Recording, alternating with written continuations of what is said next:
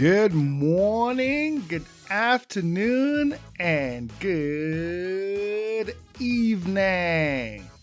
Whatever time you're listening to this, please welcome to the Market Color Podcast. This is a weekly podcast that is dedicated to providing our listeners with a broad overview of the global financial markets, including a special focus on the Kenyan markets.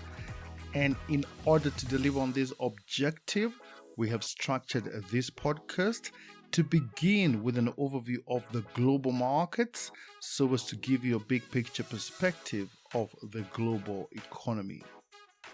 This is then followed by the Kenyan segment where we review the performance of the domestic markets with a view to covering all the major asset classes.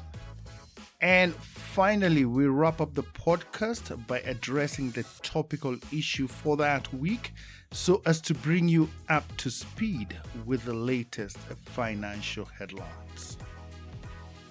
Ladies and gentlemen, this here is episode number 136, and in this episode we are reviewing the performance of the global markets during the 48th week of 2024, and that is from Monday the 25th to Friday the 29th of November.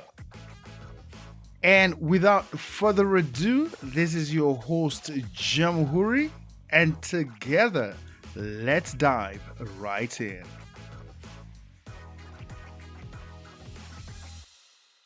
We kick it off in the United States, where the Fed's preferred measure of inflation edged up higher in the month of October, as the Federal Reserve looks to the inflation data to guide its decision for the next policy meeting in December.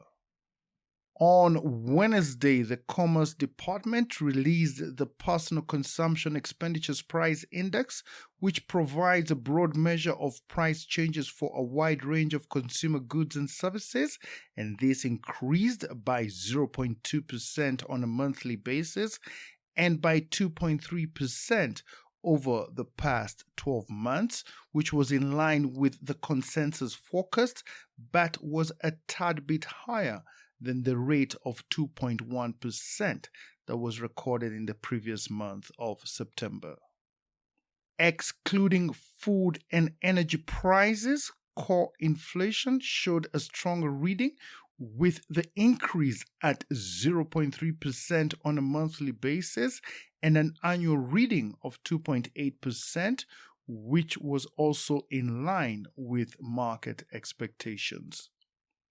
With October's inflation at 2.3%, this remains above the Fed's target rate of 2% and raises the probability of another 25 basis point rate cut at the next policy meeting in December. Over to the Eurozone, where the rate of inflation came in slightly higher in the month of November as policymakers continue to stress the need for caution in the process of easing monetary policy. According to data released by Eurostat on Friday, the annual rate of inflation in the Eurozone rose to 2.3% in November, which was in line with economists' expectations, but was up from 2% in October and remains above the European Central Bank's target rate of 2%. Inflation in the Eurozone has ticked higher in the last 2 months after dropping to 1.7% in September due to the deflationary pull from energy prices. Meanwhile, core inflation, which excludes volatile food and energy prices, this was propped up by the stickiness in services inflation, as it held steady at 2.7% for the third consecutive month in November. Markets have fully priced in a 25 basis point rate cut from the European Central Bank in December, which would mark its fourth reduction in interest rates this year. On Wall Street this past week, the Dow Jones Industrial Average and the S&P 500 rose to new highs on Friday, capping a strong month for equities on the back of a shortened trading day ahead of the Thanksgiving holiday. Trading in the month of November was mainly focused on the post-election rally that followed the election of Donald Trump as the 47th President of the United States. For the month of November, the blue chip Dow recorded a gain of 7.5% to close at 44,910, whilst the S&P 500 advanced by about 5% during the month to end Friday's session at 6,032. Meanwhile, the tech-heavy Nasdaq Composite was higher by more than 6% to close the penultimate month of 2024 at 19,218. In the U.S. government bond market, the yield on the 10-year Treasury retreated to a new low on Friday on the back of a shortened trading day for the U.S. markets due to the Thanksgiving holiday. On Thursday, the minutes of the Fed's policy meeting in November suggested that if price increases and labor data continue to come in stronger than expected, then the central bank would be warranted to lower interest rates at a more gradual pace. According to the CME's FedWatch tool, markets are currently pricing in around a 66% chance for a 25 basis point rate cut at the Fed's next policy meeting in December. The yield on the benchmark 10-year Treasury bond slipped nearly 5 basis points to close at 4.19%, whilst the yield on the policy-sensitive 2-year Treasury note shed more than 3 basis points to settle at 4.17%. For your information, bond yields and prices move in opposite directions, and 1 basis point is equal to 0.01%. In the commodity markets, the price of crude oil fell on Friday and posted a weekly decline of 3%, pressured by the prospect of increased supplies in 2025, even as the Organization of Petroleum Exporting Countries is expected to extend its production cuts yet again. Concerns of supply risk were further diminished by the fact that the ongoing conflict in the Middle East has not yet disrupted the supply of crude oil. Meanwhile, the International Energy Agency has forecast an excess supply of more than 1 million barrels per day in 2025, which is equal to 1% of global output. For the week, the price of the global benchmark, Brent crude, fell nearly 3% to close at $72.94 a barrel, whilst the price of the U.S. benchmark, that is West Texas Intermediate crude, lost 4.5% to settle at $68 per barrel. In the precious metals market, the price of gold was on track for its worst monthly loss since September 2023, as it fell more than 3% in November, driven lower by the Trump euphoria that has lifted the dollar and triggered a sell-off in bullion as risk sentiment shifted from risk-off to risk-on. Gold, which was previously supported by escalating geopolitical tensions and the ongoing rate cuts by the Federal Reserve, now faces the risk of rising inflation from higher tariffs expected from a Trump presidency, and this in turn could mean interest rates remaining higher for longer.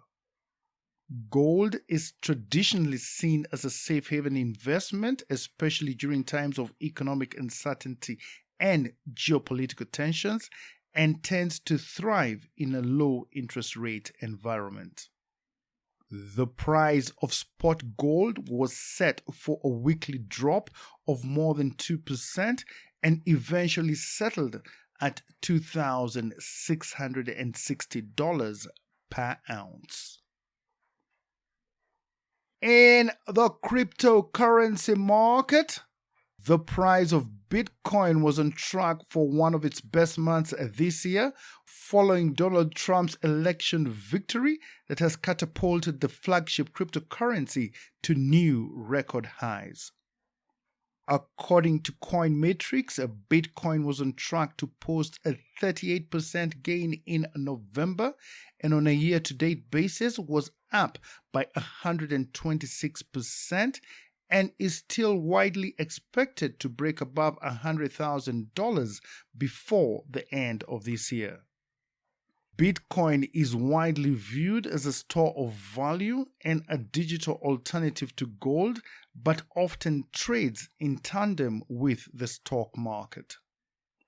On Friday, Bitcoin traded as high as $98,700 before correcting slightly to close the week at around $97,480 per Bitcoin. We now change scene to the Kenyan financial markets. And as usual, we start by looking at the domestic foreign exchange market, where during the past week, the shilling depreciated marginally versus the US dollar. And according to data from the Central Bank of Kenya website, the official exchange rate for the dollar was quoted at 129.64. Meanwhile, the sterling pound was priced at 164.20, and the euro was valued at 136.79. And on the regional front, one Kenyan shilling was changing hands for 28.46 Ugandan shillings and 20.40 Tanzanian shillings, and to the Rwandese franc, it was posted at 10.55.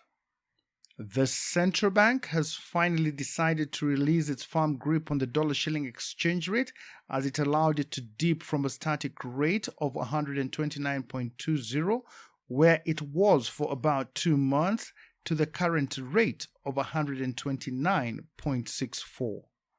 The previous price action, where the dollar-shilling rate was flat at 129.20, was both unrealistic and unsustainable. The central bank has previously stated that it does not have a target level for the dollar-shilling exchange rate and only intervenes when there is extreme volatility in the forex market. Based on that premise, the central bank should stay out of the domestic foreign exchange market and let the shilling find its optimum rate through demand and supply. That said, the long-term outlook for the Kenya shilling remains negative, and this is evidenced by the country's excessive national debt, which now stands at above 70% of the gross domestic product and consumes about 60% of total tax revenues. On foreign exchange reserves, Kenya's usable foreign exchange reserves declined by $137 million for a total of $9 billion, which is equivalent to 4.6 months of import cover. This level of reserves is in line with the central bank's statutory requirement to endeavor to maintain at least 4 months of import cover. Despite this, Kenya's foreign exchange reserves remain under intense pressure, and this is partly due to the persistent current account deficit, where imports perpetually exceed exports, and is further exacerbated by our ever-increasing external debt repayments that have pushed the country to the precipice of a sovereign debt default. In the interbank market, during the past week, the liquidity situation in the interbank market was sufficiently adequate and was also supported through open market operations. For your information, open market operations refers to the purchase and sale of government securities by the central bank in order to regulate money supply and credit in the economy. Meanwhile, the interbank rate, which is the rate that banks lend to each other on an overnight basis, this ticked up by 6 basis points to 11.93%, and this was up from 11.87% that was recorded the previous week. And in terms of volume, the average value that was traded in the interbank market decreased to 23.1 billion shillings, down from 29.2 billion shillings the previous week. Meanwhile, the excess reserves held by commercial banks in relation to the 4.25% cash reserve requirement, this stood at 44.8 billion shillings. For your information, the cash reserve is a statutory requirement that specifies the percentage of total customer deposits that commercial banks are required to hold with the central bank for liquidity management. In the government securities market, the weekly Treasury bill auction was held on Thursday, the 28th of November, and the central bank received bids totaling 50.6 billion shillings against an advertised amount of 24 billion shillings, representing a performance rate of about 211%. The central bank, however, ended up accepting only 34.6 billion shillings, and the results of the auction were as follows. The 91-day rate declined sharply by 78 basis points to average out at 11.25%, whilst the 182-day rate plummeted by 87 basis points to level off at 11.33%, and the 364-day rate was no exception as it fell by 80 basis points to settle at 12.49%. And just by way of a reminder, in the primary bond market, the Central Bank of Kenya has published its prospectus for the December bond issue, in which it is looking to raise a total of 45 billion shillings for the stated purpose of budgetary support. In this regard, the central bank is inviting bids for the following reopened fixed coupon treasury bonds, whose terms and conditions are as follows. The first bond is FXD1/2023/10 with 8.2 years left to maturity and a coupon rate at 14.15%. The second bond is FXD1/2018/20 with 13.3 years left to maturity and a coupon rate at 13.20%. And the third bond is FXD1/2024/10 with 9.3 years left to maturity and a coupon rate at 16% flat. In the Eurobond market, during the month of November, the yields on Kenya's Eurobonds recorded a mixed performance, with the yield on the 7-year 2024 Eurobond increasing the most by 10 basis points as it rose from 9.8% to 9.9%. Meanwhile, the yield on the 10-year 2018 Eurobond decreased the most by 20 basis points as it fell from 8.9% recorded at the end of October to 8.7% at the end of November. At the Nairobi Securities Exchange, during the month of November, the equities market was on a downward trajectory, with the NSE 10 declining the most by 5.5%, whilst the NASI, the NSE 25, and the NSE 20 declined by 5.2%, 4%, and 2.3% respectively. The market's negative performance was driven by losses recorded by large cap stocks such as Safaricom, East African Breweries, and Equity Group, which declined by 10.4%, 9.4%, and 4.9% respectively.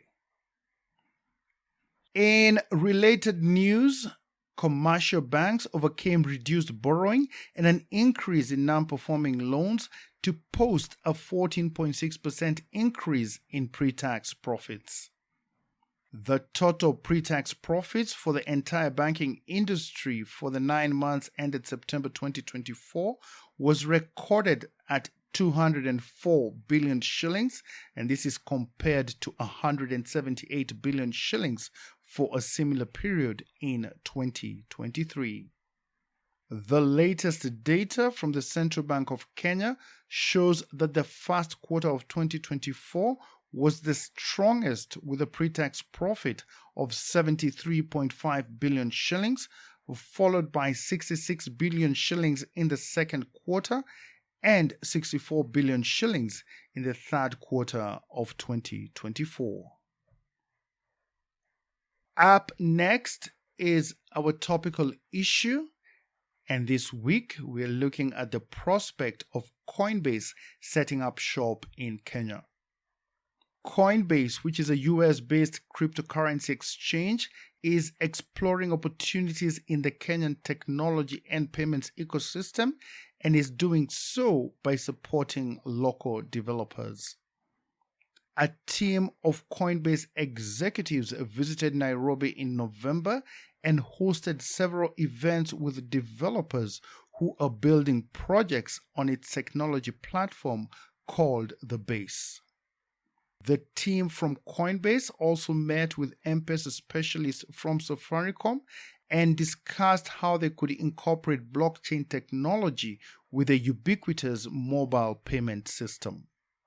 Kenya's cryptocurrency market is one of the largest in Africa, with Kenyans increasingly using digital currencies for remittances, investments, and transactions.